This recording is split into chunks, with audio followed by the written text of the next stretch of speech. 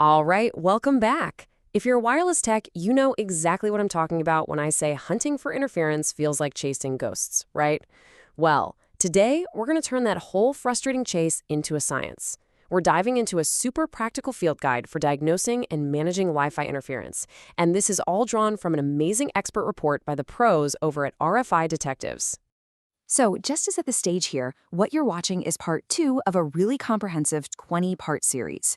It's all based on a detailed technical guide from RFI Detectives, who are part of Virtualization Options LLC.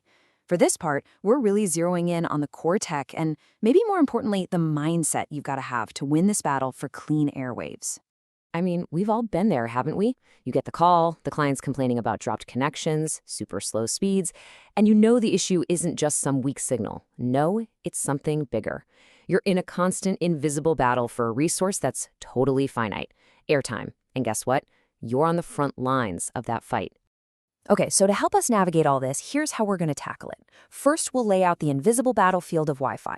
Then, we'll talk about getting into that RFI detective mindset. After that, we'll check out the toolkit you'll need, lay out a methodical 4-step process for the hunt, and finally, we'll switch gears to proactive management so you can stay ahead of these problems in the future. All right, let's jump right into section 1, defining the arena.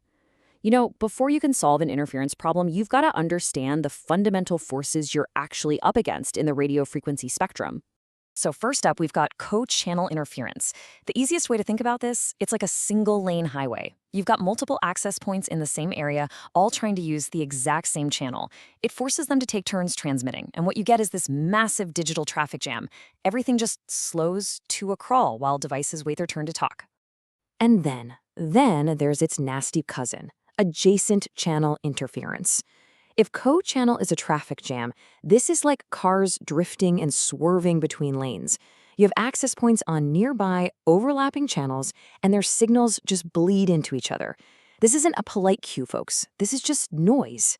It corrupts data packets, which forces devices to retransmit over and over again. It's messy.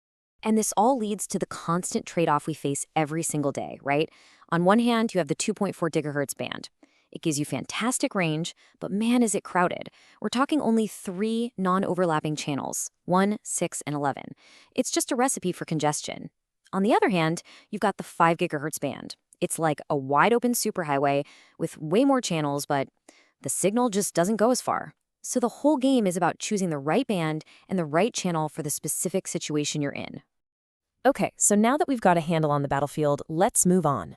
It's time to become an RFI detective. And this section, it's really less about the cool gadgets and more about adopting the right investigator's mindset. Seriously, the most effective troubleshooting starts right between your ears. So what's the golden rule here? It's simple. Stop guessing, start observing. You know, randomly changing channels or messing with power levels without any data, that's just fumbling around in the dark.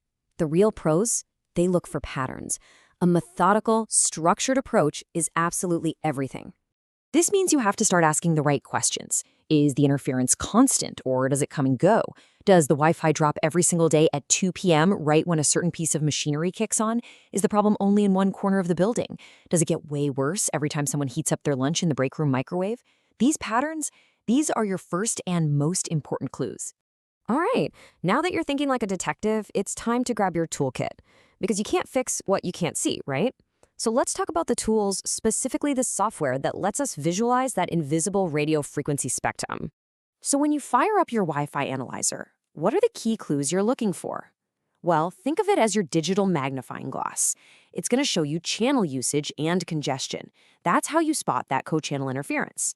It'll show you signal strength or RSSI so you can find coverage gaps. It measures the noise levels, and it maps out all the other Wi-Fi networks nearby that are fighting you for that precious airtime. Okay, you've got the mindset, you've got the tools. Now the hunt begins.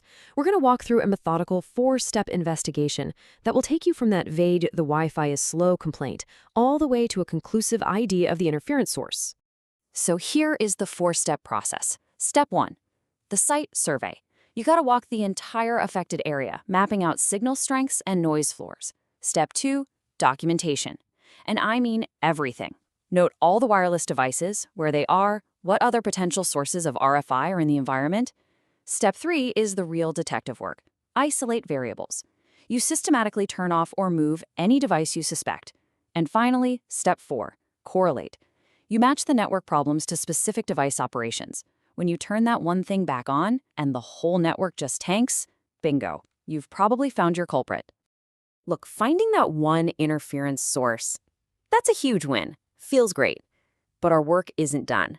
The best techs, the real pros, they move beyond the one-time fix and into long-term vigilance. This next part is all about proactive network management. To keep that network healthy long-term, you've got to keep an eye on a few key metrics. Signal-to-noise ratio, or SNR. That tells you how clear your signal is compared to all the background noise. Packet retry rates. If that number is high, it's a dead giveaway that data is getting corrupted somewhere. And of course, you're tracking actual network throughput and client density, which helps you manage capacity and performance as things change. And here's the main takeaway, the thing you really need to remember. A wireless network is never static. It's always changing. New devices get added, your neighbors change their Wi-Fi channels, even the physical layout can change. A truly healthy wireless network isn't something you just set and forget. It's more like a living system, and it requires constant, continuous adaptation. And that really leaves us with one final big question for you to think about. When it comes to your network management plan, are you being reactive, just waiting for the phone to ring with the next complaint? Or are you being proactive, actively monitoring and managing that wireless environment to solve problems before they even start? So, which is it? Reactive or proactive?